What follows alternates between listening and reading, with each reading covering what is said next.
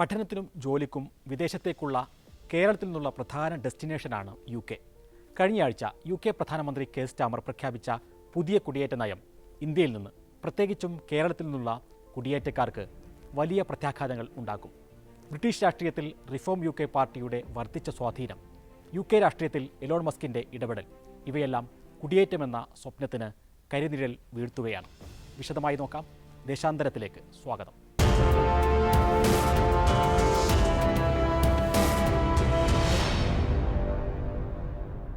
കഴിഞ്ഞ വർഷം 2.5 ലക്ഷം ഇന്ത്യക്കാരാണ് UK കുടിയേറിയത്.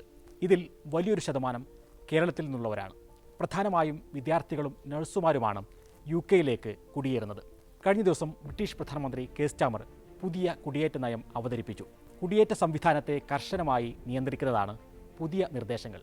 കുടിയേറ്റക്കാരുടെ എണ്ണം കുറയ്ക്കാൻ ജോലിക്കുള്ള അടിസ്ഥാന യോഗ്യതകൾ ഉയർത്തുകയാണ്. വിദ്യാർത്ഥികളുടെ വിസ കാലാവധി കുറയ്ക്കുകയും ചെയ്യുന്നു. പുതിയ നിർദ്ദേശം അനുസരിച്ച് സ്ഥിരതാമസത്തിന് ഫ്ലുവൻറ്റ് ഇംഗ്ലീഷ് പ്രാവീണ്യം നിർബന്ധമാക്കും. ഈ നിലവാരം പാലിക്കാത്തവർക്ക് സ്ഥിരതാമസത്തിനായുള്ള കാത്തിരിപ്പ് ദശാബ്ദങ്ങൾ നീണ്ടേക്കും. നിലവിലെ നിയമങ്ങളിൽ കുടിയേറ്റക്കാർക്ക് ഇംഗ്ലീഷിൻ്റെ അടിസ്ഥാനപരമായ അറിവ് തെളിയിച്ചാൽ മതിയായിരുന്നു. കെയർ വർക്കർ വിസകളുടെ നിരോധനമാണ് പ്രധാനപ്പെട്ട മറ്റൊരു മാറ്റം. 2023 UK എത്തിച്ചേർന്ന വിദേശ കെയർ വർക്കർമാരിൽ 30,000-ഓളം പേർ ഇന്ത്യൻ പൗരന്മാരായിരുന്നു. അവരിൽ വലിയൊരു ശതമാനം കേരളത്തിൽ നിന്നും. ഇവരിൽ 18,000 പേർ ഭാര്യയെയോ ഭർത്താവിനെയോ ഒപ്പം കൂട്ടിയിരുന്നു. 2024 മാർച്ച് 11 മുതൽ കെയർ വർക്കർമാർക്ക് പങ്കാളികളെയോ കുട്ടികളെയോ കൊണ്ടുവരുന്നത് UK നിരോധിച്ചു. ഇത് വിസ അപേക്ഷകളിൽ 83% കുറവുണ്ടാക്കി. ഇപ്പോൾ കെയർ സ്റ്റാമർ അവതരിപ്പിച്ച പുതിയ നിർദ്ദേശത്തോടെ പുതിയ വിദേശ കെയർ വർക്കർമാരെ നിയമിക്കുന്നതിൽ കടുത്ത നിയന്ത്രണങ്ങളാണ് ഏർപ്പെടുത്തിയിരിക്കുന്നത്. വിദ്യാർത്ഥികൾക്ക് പഠനാനന്തരം UK തങ്ങാൻ 18 മാസം മാത്രമേ അനുവദിക്കൂ എന്ന പുതിയ നിർദ്ദേശം കൂടിയുണ്ട്. ഇത് മലയാളി വിദ്യാർത്ഥികളെ നന്നായി ബാധിക്കും.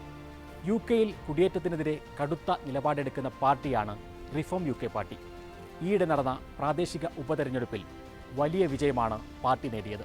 ഇംഗ്ലണ്ടിലെ 23 പ്രാദേശിക കൗൺസിലുകളിലെ 1600-ൽ പരം വാർഡുകളിലേക്ക് നടന്ന തെരഞ്ഞെടുപ്പിൽ 677 കൗൺസിലർമാരെയാണ് റിഫോം UK പാർട്ടി നേടിയെടുത്തത്. UK മുഖ്യധാരാ പാർട്ടികളായ ലേബർ പാർട്ടി, കൺസർവേറ്റീവ് പാർട്ടി എന്നിവയ്ക്ക് കനത്ത പ്രഹരമായിരുന്നു ഇത്. രാജ്യം ഭരിക്കുന്ന ലേബർ പാർട്ടിക്ക് 99 സീറ്റുകളിൽ മാത്രമാണ് വിജയിക്കാൻ കഴിഞ്ഞത്. 186 സിറ്റിംഗ് സീറ്റുകളിൽ ലേബർ പാർട്ടി പരാജയപ്പെടുക കൂടി ചെയ്തു. ഇതിൻ്റെ കൂടി പശ്ചാത്തലത്തിലാണ് ഭരിക്കുന്ന സർക്കാർ കുടിയേറ്റ വിരുദ്ധതയിലേക്ക് മാറുന്നത്. റിഫോം UK പാർട്ടിയുടെ തീവ്ര വലതുപക്ഷ നേതാവ് നൈജൽ ഫറാഷിന് ശതകോടീശ്വരൻ ഇലോൺ മസ്ക് എല്ലാ സഹായവും നൽകുന്നുണ്ട്. മസ്കിൻ്റെ സ്വന്തം പ്ലാറ്റ്ഫോമായ X വലിയ സഹായം നൽകി ഫറാഷിനെ വളർത്തുന്നു. UK ലേബർ പാർട്ടിയുടെ നേതൃത്വത്തിലുള്ള സർക്കാരിനെ പിരിച്ചുവിട്ട് പൊതു തെരഞ്ഞെടുപ്പ് നടത്തണം എന്ന് ചാൾസ് രാജാവിനോട് പറയുകയും ചെയ്തു മസ്ക്. ഇല്ലെങ്കിൽ UK ആഭ്യന്തര യുദ്ധം അനിവാര്യമാണെന്ന് മസ്ക് വാദിക്കുന്നു. 2029 മുമ്പ് സ്റ്റാമറിനെ പുറത്താക്കാൻ മസ്ക് പദ്ധതിയിടുന്നു എന്നാണ് റിപ്പോർട്ടുകൾ. നൈജൽ ഫറാഷിൻ്റെ പാർട്ടിക്ക് മസ്ക് കോടിക്കണക്കിന് ഡോളർ സംഭാവനയും നൽകുന്നു. ഫ്ലോറിഡയിലെ മാറോലാഗയിലുള്ള ട്രംപിൻ്റെ റിസോർട്ടിൽ മസ്ക് ഫറാഷുമായി കൂടിക്കാഴ്ച നടത്തുകയും ചെയ്തിരുന്നു. അടുത്ത വർഷമാണ് ഈ കർശന കുടിയേറ്റ നയങ്ങൾ UK നടപ്പാക്കാൻ തുടങ്ങുക. അപ്പോൾ UK നമുക്ക് കുടിയേറാൻ പറ്റാത്ത രാജ്യമായി മാറിയിരിക്കും.